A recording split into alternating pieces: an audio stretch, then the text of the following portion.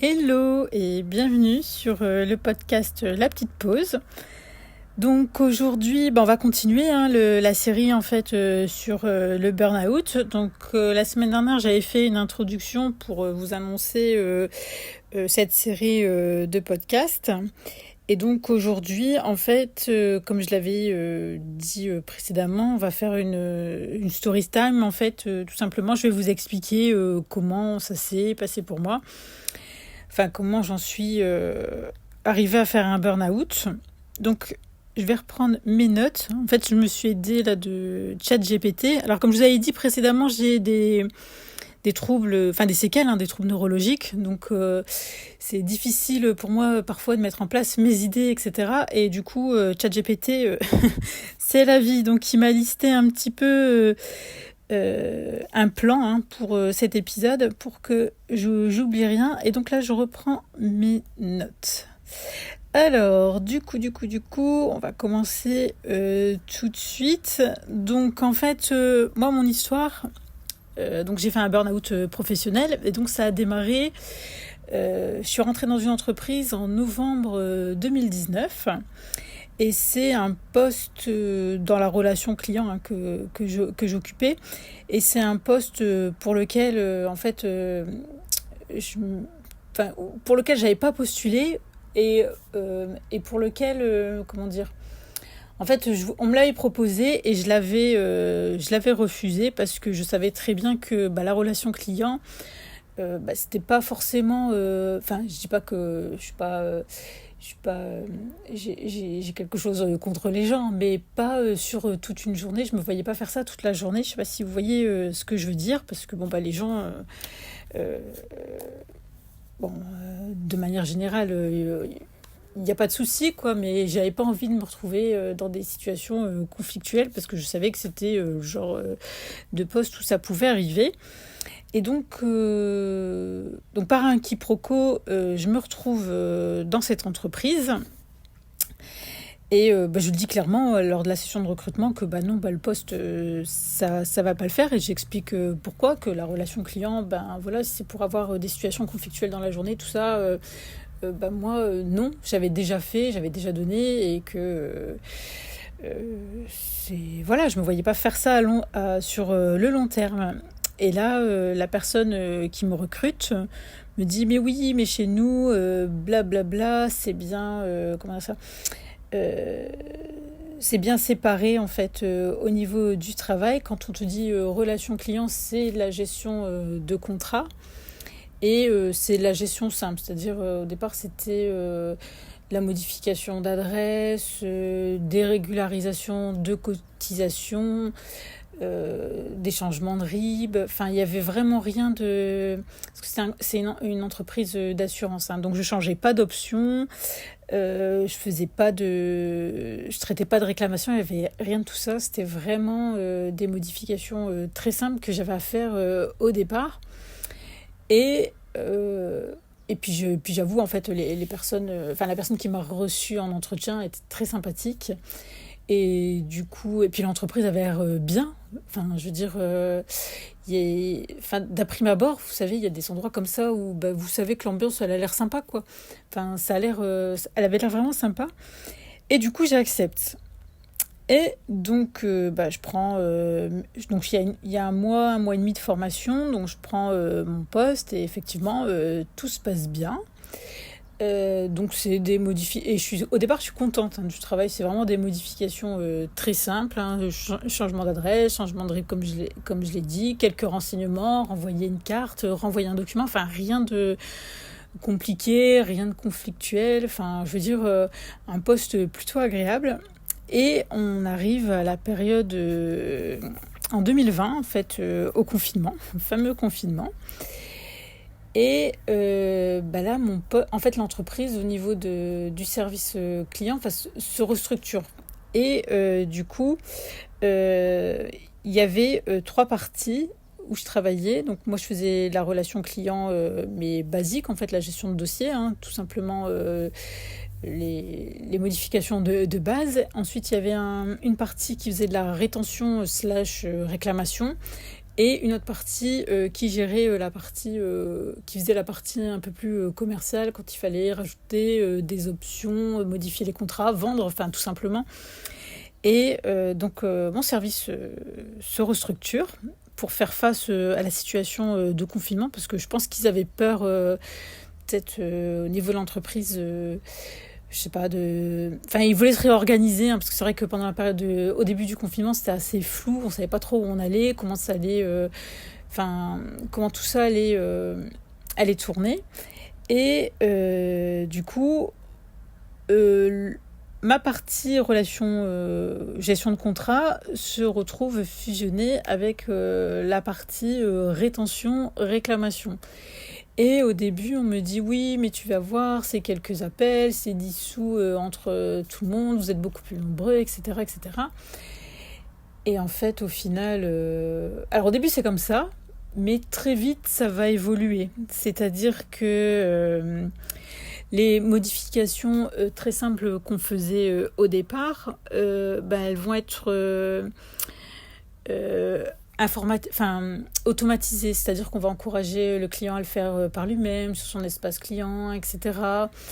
Ou ça va être géré via un robot, etc.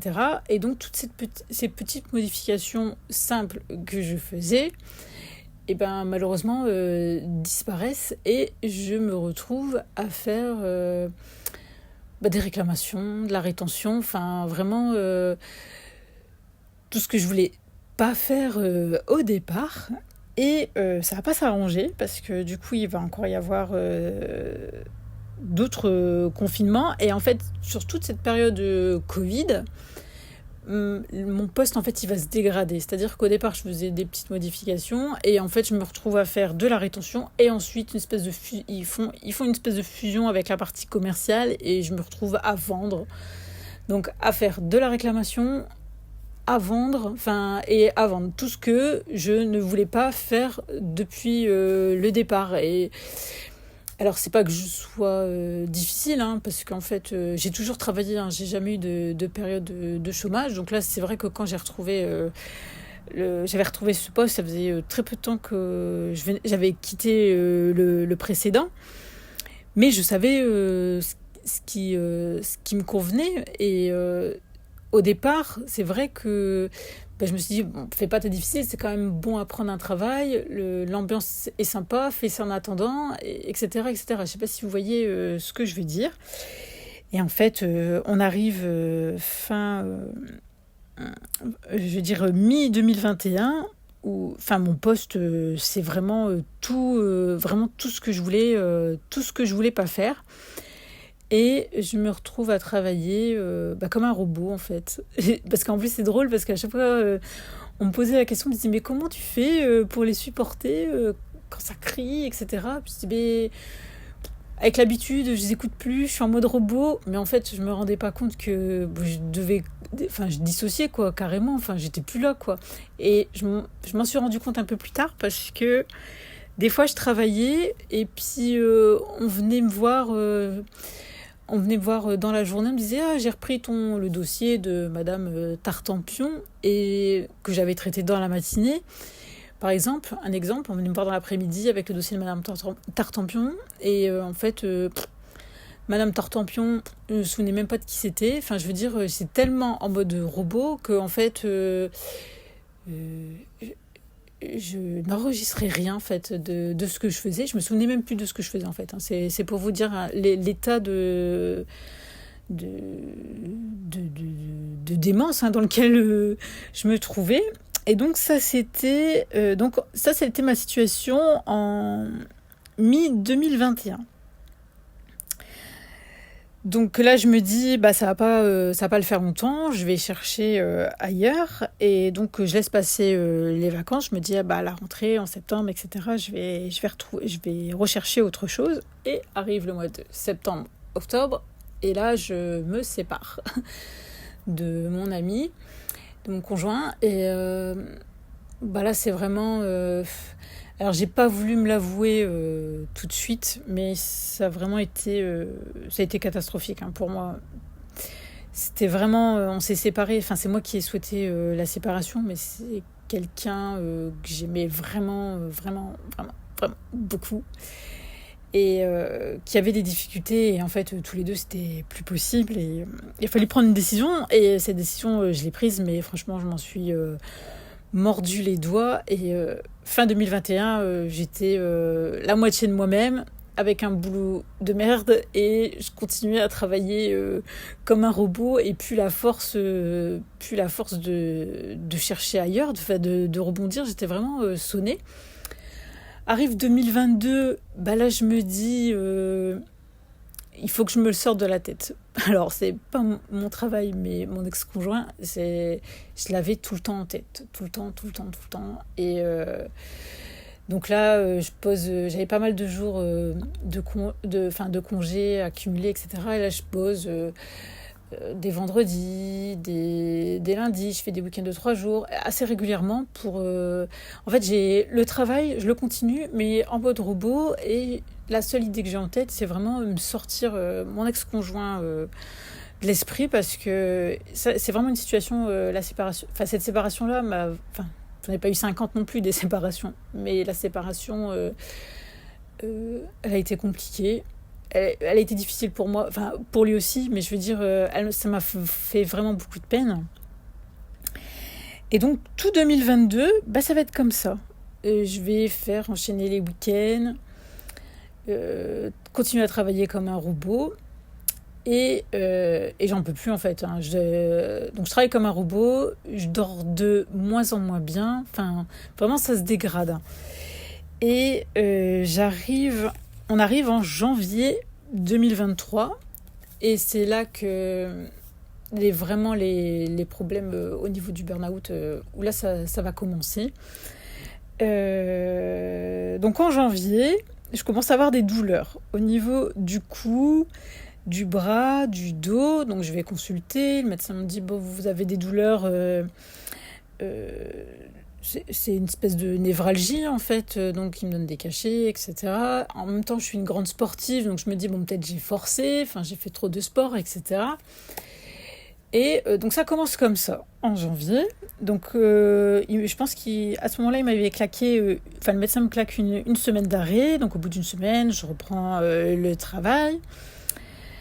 Et puis là, c'est la jambe. C'est une première jambe qui pose problème. Donc je commence à attraper mal à la jambe. Et donc je vais, pareil, voir... Alors, j'avais pas été voir mon médecin généraliste. La première fois, mon médecin généraliste. Ensuite, comme il n'y avait pas toujours de disponibilité, je suis partie à SOS médecin. Donc... pour ma jambe. Et donc là, SOS médecin, le gars me dit c'est une tendinite. Il me dit je vois que dans votre dossier vous êtes sportive, etc. Il me donne de rien, il me donne des cachets. Un arrêt, je crois pas que j'avais eu d'arrêt pour la tendinite. Enfin bref, je continue à bosser comme ça, toujours en mode robot. Et une fois que la première tendinite disparaît, c'est l'autre jambe. Deuxième tendinite. Et donc là, pareil, je retourne SOS médecin, parce que mon médecin généraliste n'est pas disponible. Il dit, c'est une deuxième... c'est une tendinite aussi, donc on va surveiller. Donc là, pareil, rebelote, je continue à travailler, toujours avec ma tendinite, j'essaie de me reposer, machin. Et puis ensuite... alors, une fois que la deuxième tendinite est passée, je rattrape mal, mais alors cette fois aux 2 jambes. Et j'avais des douleurs comme de tendinite, mais dans les 2 jambes. Mais vraiment, c'était atroce. Et je me souviens être arrivée toujours à SOS médecin, puisque mon médecin, en fait, si vous voulez, c'est pas qu'il n'est pas disponible, mais si moi je l'appelle du matin, c'est fort probable que dans la journée, il soit pas dispo. Et pour mon travail, il fallait absolument que je leur dise... je serai en arrêt 2 jours ou 3 jours. Enfin, bref, il fallait des infos de suite. Donc, à chaque fois, je me retrouvais SOS médecin. Et donc là, les 2 jambes. Des douleurs, mais atroces. Des douleurs de tendinite. Parce que j'avais déjà fait une tendinite auparavant, il y a quelques années. Donc, je savais ce que c'était. Et donc là, c'était ça, mais aux 2 jambes. Alors, je ne vous dis pas l'état dans lequel je me trouvais. Et donc là, le médecin, SOS médecin, me dit, bon, bah, c'est quand même, il y a une jambe, après c'est la deuxième, maintenant c'est les deux. On va faire des examens pour voir prise de sang, je sais plus ce qu'il m'avait fait, ouais, prise de sang, examen pour voir s'il n'y avait pas de l'arthrose. Il me prescrit des bas de contention, enfin bref, la totale, hein. Des tranquillisants, etc. Donc je passe mes examens, prise de sang, je crois que j'avais fait une radio pour l'arthrose de mémoire, et rien. Et en fait, ça va être comme ça jusqu'au mois de juin 2023. Et ça va être comme ça va être tous les mois, une semaine sur deux ou toutes les 2 semaines, c'est comme ça. Donc impossible de retrouver un travail. Je suis tout le temps de chercher autre chose, de me projeter quelque part. Je suis toujours avec mes soucis de santé. Et donc on arrive en juin 2023. Et là, je vous fais un point rapide. Donc toutes ces douleurs, des difficultés, je dors plus en fait, hein. Honnêtement, je ne dors plus. Au niveau du travail, je continue à travailler, mais quand j'y vais, quand j'y suis, j'ai en mode robot. Je veux dire, tout ce qui se passe dans la journée, tout ce que je vois, il n'y a rien qui s'imprime dans ma mémoire. En fait, je sors de la journée, je ne sais pas ce que j'ai fait. Mais c'est incroyable, hein, franchement. Et puis je me disais, mais en fait, tu dois avoir un problème. Un début d'Alzheimer, il y a quelque chose qui ne va pas parce que je sortais de la journée de travail, je ne savais plus ce que j'avais fait. Et quand on venait, comme je vous ai dit précédemment, me reparler d'un dossier, je ne savais même pas de quoi on me parlait, je me souvenais de rien. Et donc on est en juin 2023, et puis là, donc je ne dors plus, je suis en mode robot, et c'est vrai que j'ai du mal à aller au travail. En fait, j'y vais, mais en fait, quand j'y suis, j'ai juste envie j'ai juste envie de repartir. Quand je vois mes collègues, j'ai juste envie... franchement, j'ai juste envie qu'ils disparaissent. J'ai même pas envie de les voir. Et le pire dans tout ça, c'est que j'étais tellement bien intégrée, mais je savais plus les voir. Je ne savais plus les voir. Et puis, je commence... Alors moi, quand je discute, généralement, dans le milieu professionnel ou même autre... je dis pas que j'ai un filtre, hein, je vous dis pas ce que je pense, mais j'essaie quand même de mettre les formes. Et là, catastrophe, mais tout sort comme ça. Je veux dire, il n'y a plus de filtre, il n'y a plus rien, j'ai un truc à te dire, et je te le dis, et en fait, je suis là, et en fait, mais rien à foutre, en fait. Je me revois encore à l'époque où, je sais plus, j'avais fait une réflexion, et à quelqu'un, un collègue, et je me souviens, c'était lors d'une réunion, et tout le monde m'a regardé, mais en fait, il n'y avait plus de filtre, il n'y avait plus rien, quoi. Ça sortait comme ça, j'arrivais plus à me retenir. Et début juillet, parce que c'est pas fini, donc ça c'est le début. Donc, comme je vous ai dit, je dors plus, en mode robot, et il n'y a plus de filtre. Et début juillet, là, je commence à avoir des vertiges. Mais vraiment des gros vertiges, du mal à tenir sur mes jambes, etc. Et j'avais posé mes vacances. Donc je tiens comme ça jusque mi-juillet, hein, tant bien que mal. Et je pars en vacances. J'arrive en vacances et là je dors. Mais quand je vous dis je dors, je dors toute la journée. Je suis incapable d'aller... parce que j'étais partie en tente avec mon fils. Et donc, il y a des sanitaires, il y a pour les douches, etc. J'étais incapable d'aller jusqu'à la douche. Incapable d'aller... ne serait-ce que... Il y a un petit... une espèce de petite supérette à l'intérieur... à l'intérieur du camping. Incapable d'y aller. Incapable d'aller à l'accueil. Incapable de rien faire. Et je suis dans ma tente et je dors toute la journée. Et donc j'ai mon fils qui vient, qui repasse, hein, parce que j'avais un petit frigo, une petite glacière frigo, donc il y a quand même à manger, donc il mange, et puis lui, quand c'est les vacances, il est toujours avec ses amis, c'est un camping où je vais depuis des années, donc si vous voulez, on fait pas vraiment de repas en famille, c'est plutôt, mes enfants, quand j'allais avec mes 3 enfants, là j'étais avec mon fils, mais quand j'allais avec mes 3 enfants, ils rentrent à la tente, ou quand j'étais en mobil-home, ils rentrent dans le mobil-home, ça picore, ça ressort, ils sont tout le temps avec leurs amis, ils restent dans le camp, donc etc., etc. Et puis mon fils, il vient quand même me réveiller entre deux pour essayer de me faire sortir, hein, parce que il voit bien qu'il y a quelque chose qui va pas, mais 100 mètres, 200 mètres, c'est pas possible en fait. Je suis morte, honnêtement, je suis morte. Et du coup, j'avais pris une semaine de vacances, donc je rentre de vacances avec grande difficulté. Et je vais rendre visite à ma mère. Parce que ma mère, elle habite pas très loin de chez moi. Et puis, je pleure, j'ai plus de force. Enfin, vraiment, mais. Enfin, ma mère, elle habite à 500 mètres. Les 500 mètres, c'est comme si je faisais. Enfin, c'était vraiment. C'était le parcours. C'était l'Himalaya, en fait, hein, pour moi. Je sais pas comment vous le décrire. Et donc là, ma mère, elle m'emmène, elle me dit ça suffit, on va aller aux urgences, enfin, SOS médecin en urgence un dimanche, je me souviens que c'était un dimanche. Et le gars, il dit à ma mère, votre fille, je pense qu'elle est en dépression, mais en fait, factuellement, j'avais pas de raison d'être en dépression, enfin, je veux dire, même si elle n'allait pas au travail, enfin, je veux dire, j'étais quand même bien intégrée, niveau familial, bon, même si un an avant j'avais eu la séparation, enfin, je veux dire, tout ça s'était passé, etc., je me sentais pas. Enfin, c'est pas comme ça que je percevais la dépression. Et donc, il me donnait tranquillisant et il me dit ça serait bien d'aller faire le point avec votre médecin traitant, etc. etc. Et quand j'étais. Donc, je suis retournée chez mon médecin traitant. Et puis, alors, lui tombe des nues parce que il a l'habitude de me voir très sportive, très. On va de l'avant. C'est vrai que. Niveau des arrêts maladie, ça n'a jamais été mon truc. Enfin, je veux dire, lui, il me voyait vraiment de temps en temps, quoi. Et donc là, il dit, prise de sang, on va te mettre en arrêt une semaine, ça va passer, c'est un petit coup de déprime, etc.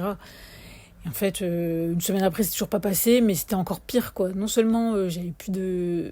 Donc j'étais vidée. Au niveau de la marche, je pouvais même plus marcher 100 mètres. Je veux dire, me lever de mon canapé jusqu'à la table basse, sur faire 3 pas, c'était le bout du monde. Et puis ensuite, ce qui est arrivé, c'est les trous de mémoire. C'est-à-dire que je devais envoyer mon arrêt maladie. Je savais pas qui l'envoyait. En fait, je me souvenais ni des prénoms ni des noms, ni des prénoms de mes collègues, ni de rien du tout. Mais blackout complet. Et c'est arrivé ça très très vite, hein. Même pas en quelques jours, je me suis aperçue que je me souvenais plus. Je me souvenais d'où je travaillais. Ce que je faisais, je disais pas de la relation client, je disais je suis dame au téléphone. Et je me souvenais de rien. Et là, le médecin, il m'a dit non. On se met en arrêt, plus de contact avec l'entreprise. On va tout envoyer comme ça. J'avais un mail, heureusement, j'avais des notes sur mon bureau parce que je travaillais aussi en télétravail. Donc, j'avais des notes avec les contacts du service personnel. Donc, j'avais une adresse mail et j'envoyais comme ça. Et plus de contact avec personne de l'entreprise. Le médecin m'a dit il ne faut plus parler à personne. On va refaire des examens. On fait des examens qui sont tous négatifs, il n'y a pas de symptômes graves. Et là, il me dit, je pense que là, c'est un burn-out, mais un burn-out sévère. Et c'est là que il a fallu m'orienter pour des traitements, pour un suivi, voir un neurologue, un psychiatre et psychologue, etc. Mais ça, du coup, je vais vous en parler dans un prochain épisode. Là, c'était vraiment pour vous faire le point sur la situation, pour vous expliquer ce qui s'est passé pour moi. Je suis en train de regarder parce que sur mon téléphone, parce que donc ChatGPT il m'a fait une espèce de point qu'il fallait pas oublier parce que c'est pas toujours évident. Donc là, je vous ai expliqué en fait comment tout a basculé, comment au fur et à mesure en fait, je me suis retrouvée en burn-out. Alors je vous rassure, parce que c'est vrai que là, dit comme ça, on se dit mais c'est catastrophique. On s'en sort, je veux dire, au niveau de la mémoire. Alors tout n'est pas revenu, mais il y a quand même une grande partie des choses qui se sont rétablies. Mais c'est vertigineux en fait. Quand vous vous retrouvez comme ça, franchement, il faut mieux avoir le moral ou la foi ou ce que vous voulez parce que moi j'étais franchement au fond du trou. Et le pire c'est... le pire pour moi c'était la perte de mémoire parce que quand je suis arrivée à la psychiatre, la psychiatre elle m'a fait faire une espèce d'arbre de vie où je devais reclasser mes parents, mes enfants, etc. Et c'était le prénom de mon fils. C'était compliqué. J'avais énormément de mal à m'en souvenir. Donc je l'appelais toujours par le prénom de mon frère. Je sais pas si vous imaginez le truc. Et puis c'est aussi quand vous expliquez aux gens que vous vous rappelez pas de tout. C'est vraiment une situation... c'est terrifiant. Hein. C'est vraiment... Mais on s'en sort. Hein. Alors restez pas sur quelque chose de négatif. Vous allez voir après dans les prochains épisodes qu'il y a des traitements. Il y a tout un accompagnement qu'il faut mettre en place, tout simplement. Et si vous êtes dans cette situation, si vous êtes en burn-out sévère, il ne faut pas vous inquiéter. Ça, avec le temps, avec l'accompagnement, tout ça, ça va se... vous allez revenir à quelque chose un état plus correct et puis à des moments de joie. Mais c'est vrai que au début, il faut s'accrocher quand même. Hein. D'accord ? Alors, j'espère que j'ai été claire. Je suis en train de vérifier parce que j'ai aussi des notes papier, voir si j'ai rien oublié. Mais je pense que c'est bon. Ah si, attendez, parce que moi quand j'ai consulté la psychiatre, elle m'avait fait une liste de ce qui allait pas chez moi au moment du burn-out. Alors, je l'ai pris en photo. Je vais vous la lire. Vous allez voir que c'est terrible. Donc en fait, quand je suis arrivée pour la consulter, donc elle avait constaté des vertiges, que je me souvenais de rien. Elle a noté blackout. J'avais aussi beaucoup d'attaques de panique, des palpitations. J'avais trouble de la mémoire. Ça l'a choqué parce qu'elle me l'a remis à plein d'endroits. Donc confusion des mots à l'oral et à l'écrit. Et ça, même encore maintenant, je cherche quand même quand je suis fatiguée ou un peu... alors, pas forcément stressée, mais plus fatiguée, ouais. Ça m'arrive encore. Donc là, elle a noté, quand elle m'a rencontré, difficulté à marcher, faiblesse musculaire, lire, écrire, compter. C'était vraiment... Alors ça, c'était... lire, écrire, compter, c'était vraiment... mais une catastrophe, hein. Une catastrophe. Gérer l'administratif personnel, ça oui, dès qu'il fallait compléter un document ou faire quelque chose, c'était mais catastrophique, hein. Catastrophique. Donc moi j'ai j'ai 3 enfants, j'ai 2 filles, 2 grandes filles, donc à ce niveau-là, elles m'ont quand même pas mal aidée. Après j'ai eu aussi de l'hyperacousie. Donc ça c'est, vous entendez les sons très très forts. Donc là, j'avais été consulter un professionnel pour des oreilles. Donc j'ai eu des filtres auditifs pendant un moment. Je les portais régulièrement. Maintenant, c'est plus dans tout ce qui est dès qu'il y a du monde. Et quand je dis dès qu'il y a du monde, c'est pas forcément beaucoup de monde. Hein. C'est dès qu'il y a plus de 10 magasins à la supérette, c'est bon. J'ai mes oreilles, c'est saturation. Agoraphobie, j'avais énormément les transports en commun. J'ai toujours pris les transports en commun parce que je marche beaucoup, je fais beaucoup de sport et ça me dérange pas.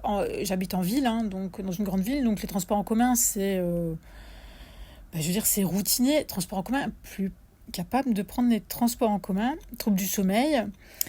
Grosse douleur à la tête, elle a noté. Grosse douleur à la tête face à l'ordinateur. Donc dès que je me connectais, dès que j'étais connectée face à un écran. Mais maintenant ça va, j'arrive, je peux travailler devant un ordinateur, etc. Pas trop longtemps non plus, peut-être pas une matinée, mais je peux travailler. Enfin, je peux faire face à l'écran. Difficulté à s'organiser, à organiser les pensées, à les mettre en action. Dysfonctionnement exécutif. Alors c'est vrai que je me disais, je vais aller me remplir un verre, et en fait je restais là, prostrée. Parce que j'arrivais pas à me mettre en mouvement, le truc, mais honnêtement, c'est lunaire, hein. C'est vraiment tout un monde, vous êtes là, vous dites, mais qu'est-ce que j'ai, quoi. Ensuite, incapacité à rester concentré, au-delà d'1 heure. Donc elle avait noté travail de façon discontinue. Bah, c'était ça en fait. Dès que je devais faire un petit quelque chose, c'était découper le truc. Genre, 10 minutes je fais ça, je me repose 20 minutes et puis je refais un truc. Mais c'était franchement lunaire. Hein. Vous connaissez pas la personne, vous dites elle a un brin quoi. Et donc là c'est tout. Oui, c'est ça. En fait, elle avait noté repos indispensable tellement ça lui demande d'efforts, de faire les choses, hein, tout simplement. Donc, je sais pas si vous voyez, enfin, il faut se rendre compte de jusque où ça va et surtout quand vous êtes, enfin, comme moi, c'était pas du tout. Enfin, je veux dire, mais c'était à des milliards d'années-lumière de ce que je pouvais être au quotidien. Bref, bon, on va pas rester que sur du négatif. Dans tous les cas, je vous spoil un peu, on s'en sort, sinon je serais pas là en train de vous de discuter avec vous. Mais il y a un chemin à faire quand même. Mais bon, je suis là, vous inquiétez pas, je vais vous dire dans les prochains épisodes, enfin dans le prochain épisode, je pense que je vais vous dire le parcours de soins, etc., ce que j'ai fait. Et comme ça, si ça peut aider, j'ai vu qu'on n'était pas beaucoup sur la chaîne, mais c'est pas grave. En fait, moi, ça me tient à cœur. C'est le truc. C'était tellement une mauvaise période pour moi que je veux que ça serve au moins à quelqu'un. D'accord ? Du coup, je crois que j'ai fait le tour. J'ai rien oublié. Après, dites-moi en commentaire si vous avez des questions. Surtout, n'hésitez pas, je vais y répondre, il n'y a pas de souci. S'il y a des sujets que vous souhaitez aborder. Donc là, je vous ai parlé de mon burn-out, qui est essentiellement professionnel. Je pense que la rupture aussi avec mon ex-conjoint a joué. Mais je suis consciente qu'il y a d'autres types de burn-out. Vous pouvez faire un burn-out à cause des enfants, etc. Je sais qu'il y a d'autres formes. Moi, je vous partage juste mon expérience pour que vous puissiez voir à quoi ça ressemble, tout simplement. D'accord ? Du coup, je pense que c'est bon. Je vous dis à la semaine prochaine et je vous fais des gros bisous. Ciao, ciao!